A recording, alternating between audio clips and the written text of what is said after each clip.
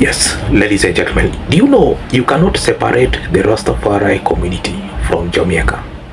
If you are going to big up Jamaican people, the Rastafari community, no matter how you might feel, no matter how you might want to feel about them, the Rastafari community must be included.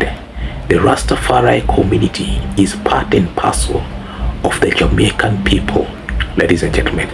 Yes, but anyway, before I move on with my discussion, let me take this opportunity to welcome you to my channel. Definitely, I do not take this for granted. Out of all the videos, you have selected mine. This is not a small thing, and this is not something that I will definitely take for granted. Like Musa Mupenda Jaba. Do you know there is a person whose name, his name is called Musa Mupenda Jaba? That person used to take things for granted until the things that he took for granted, they were no longer there. That man was forced to return back to Moshada. But either way, that is not my point, ladies and gentlemen. Now there is this one Brit man. He has said so much, he has said so many positive things about the Jamaican people. Let's talk about Jamaica. Yeah. Your father's Jamaican, so tell us about Jamaica. Well, yes, allow me to just stop him right there. Of course, I'm going to play the whole clip, do not worry. He has talked something that is very important. He has talked about Marcus Garvey and UNIA. UNIA was formed in 1916, Universal Negro International Association and African Community League. This UNIA itself also influenced other small or major groups. This UNIA itself also went further to even influence Ghana. Ladies and gentlemen, yeah, you see how Jamaicans have been influential. Jamaicans have been influential for more than 100 years. From those times of Marcus Garvey, and in today's world, Jamaica is still influencing the whole world.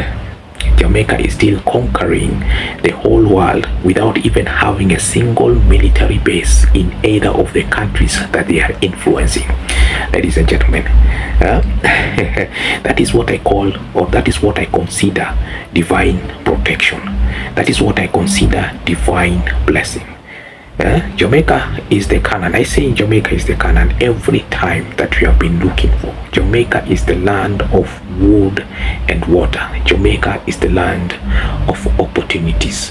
Jamaica is the land of divine blessings. Ladies and gentlemen, now watch this video further on, and then I am coming once again to react after this. And of course, I like the way this guy has put it when he talk about crime. Definitely there is crime. There is crime in the US, there is crime in UK, there is crime even here in my own country. Okay, so Jamaica is not exceptional. Okay, the only thing that is wrong is magnifying the issue, is putting it as an issue in Jamaica, is putting it as the only story that someone can talk about in Jamaica. You know, that's wrong. You know, that's propagating Jamaica in a very wrong way. You know, that is positioning Jamaica in a very negative way. When you want to talk about Jamaica, you know, to speak about facts, speak about the good things. If you're talking about crime, look at how many, look at the statistically, look at the number of people that visit Jamaica annually or per year. At least they receive 1 million visitors, predominantly from the United States of America. Okay, and from the way the Brit man has said, Akala, is that there are slim chances that a tourist is more likely to be attacked in Jamaica. And if there is any violence that is going on in Jamaica, it is usually between two gang groups. Okay, unfortunately, maybe a tourist might be caught in between the crossfire. But at the same time, it's the same things that also happens in the United States of America. You want to tell me that there is no gang groups in the United States of America? You want to tell me that there is no gang groups in the United Kingdom? There is also gang groups here in my own country, Kenya. Okay, sometimes you can be in the wrong time, you can be at the wrong time, you can be at the wrong place at the wrong time. But at the same time, there has been very few reported cases of tourists getting harmed while in Jamaica. Ladies and gentlemen, these people, they are very smart. They are very, very smart. You might, you might walk and cross over a gangster without you knowing, because maybe he will treat you, very nicely. Ladies and gentlemen, I'm not saying that is what will happen. I'm just trying to elaborate what this guy has said. I have seen videos of total strangers visiting Jamaica, getting so much, friendly attitude from Jamaican people. Ladies and gentlemen, that's a nice thing. Nobody wants to visit countries that do not like other people visiting. They look at you like you are an alien. Like, who told you to come in our country? Can you move your big head outside this country? Nobody wants to go into certain areas, ladies and gentlemen. Just recently, I saw another clip.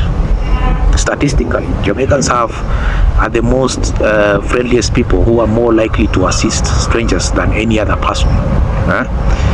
Ladies and gentlemen, if that is not a beautiful thing, tell me what it is. Tell me what it is.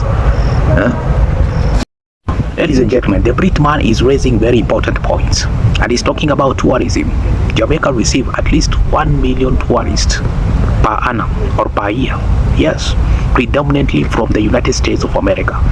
But now he's asking these questions. Now you're saying that Jamaica has a very high crime rate and Jamaica is very dangerous. How comes that per year they receive at least 1 million? Tell me about those numbers. Can you try and weigh in those numbers and tell me?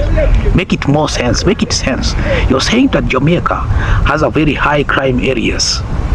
You're saying that Jamaica has very high crime areas, but look at the number of tourists that come and visit Jamaica. Ladies and gentlemen, you see, statistically it is discrediting. The statistics is discrediting your opinion against Jamaican people. They keep receiving tourists. Just recently, they have even got a award as the most friendliest people around the world. People that are more likely to help and assist strangers. But you decide to ignore all those amazing facts and you say, Jamaicans they have a very high crime area, they have a very high crime rate. But again, statistics keeps nullifying your opinions against this beautiful island, ladies and gentlemen. Yeah, it's a wonderful place. It's an amazing place with amazing people. Jamaica are more likely to assist strangers than any other people. I have seen situations where, actually I have said this story more than 5 times. A Kenyan who went to the airport got stuck. Ladies and gentlemen, some people may not understand the gravity of Jamaican influence until I put it this way. Look at the countries that have influenced the rest of the world. Look at even the countries that have even influenced Africa. Definitely they have colonized Africa. They have their own military base in Africa. Look at the countries that have colonized even the rest of the world. They went and set out their own military base. They went and colonized. They had to colonize those areas first to control and manipulate them, ladies and gentlemen. But look at for Jamaicans. Look at Jamaicans. Jamaicans did not colonize anyone. Jamaicans do not have any military base in any countries, but their influence is running far and wide. How many people are talking about reggae as we speak? How many people around the world are singing about reggae, ladies and gentlemen? Look at the Rastafarian culture. Rastafarian culture is one of those few cultures that was inbred. I keep talking about this because it is the truth. It's one of those few cultures that was inbred by a black man. And at the same time, it has influenced even people who are outside the black culture. We have seen white people who are the Rastafarian. We have seen even Chinese, Japanese who are the Rastafarian. Okay? You see, Jamaicans did not colonize. They didn't have to go and colonize everybody. Yeah, that's what I'm saying. These guys have a divine blessing. And I consider Jamaica as a canon. It is canon. It's our very own canon here on earth, ladies and gentlemen. If this is not an amazing thing, I don't know what it is. Because look at it, statistics do not lie. Statistics do not lie.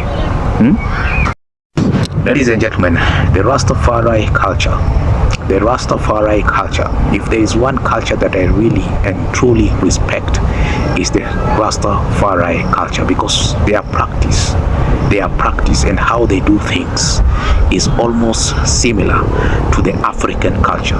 For instance, the Rastafari believe a woman should be a woman, a man should be a man.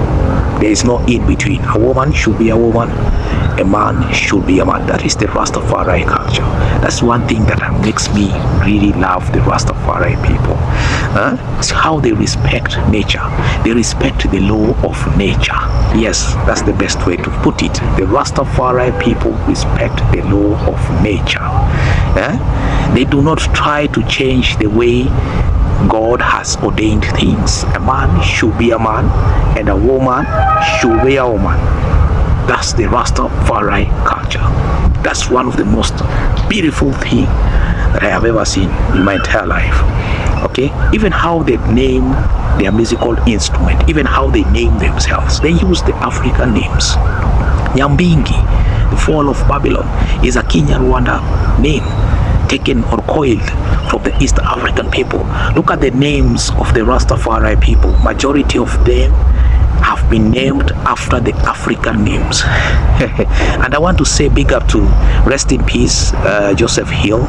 He has a son, his name is called Kenyatta. Yeah, Kenyatta was the first president of Kenya. Look at Black Uhuru, look at Burning Spear. You know, all these guys, they have African names, and they are Jamaicans, ladies and gentlemen. Another most important thing and beautiful thing about the African, the Rastafari culture, is how it has influenced even groups of people that are outside the black man's culture. Ladies and gentlemen, we have seen Japanese people getting influenced by the Rastafari culture. We have seen even the other groups of people, the Spanish, talk about it. We have seen even the white people who are also the Rastafari culture. They speak about peace, unity. The I and I culture among the Rastafari people is so much, practiced. Your problems are my problems. Your worries are my worries. Your wins are my wins. Helping your brother when they are in need, ladies and gentlemen. Yeah, that is that's morality. That's what I call morality. Ladies and gentlemen,